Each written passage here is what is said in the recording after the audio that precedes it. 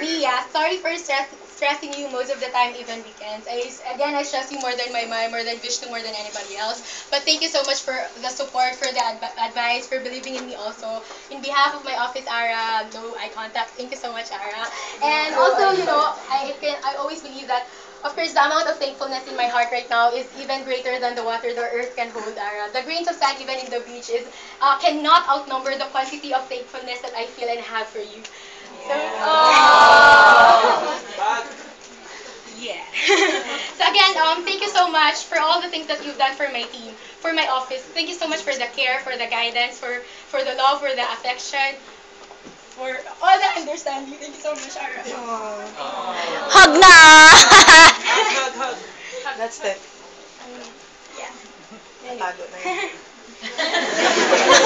Sila ulo nagkatawawa. Okay, again, my branch manager, of course. Okay, so again, you're the reason why we are still here, keep on fighting, because we know that you believe that we can actually do it like you. Thank you for letting me handle my own team, very independent. I'm not really good in personal relationship, but nakita ko na si Maymay eh.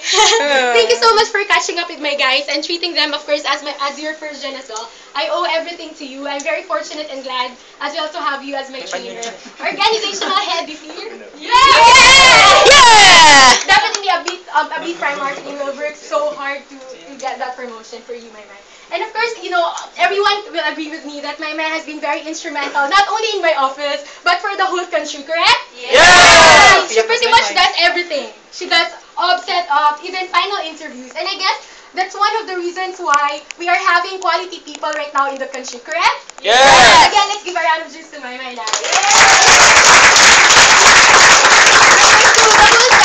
Step up. Of course, this is not really my promotion. This is the whole, just like everybody, this is the whole office promotion, step up promotion. The reason why you can see my name in the bulletin when I was a team leader, number one team leader in the whole of Southeast Asia, number one team manager in the whole of Southeast Asia, and of course, last bulletin, number one assistant manager in the whole of Southeast Asia. All the recognitions, not because of my own effort lang. It's actually the effort of these people, the effort of my team. It's actually their recognition. It's actually their points. It's actually their performance.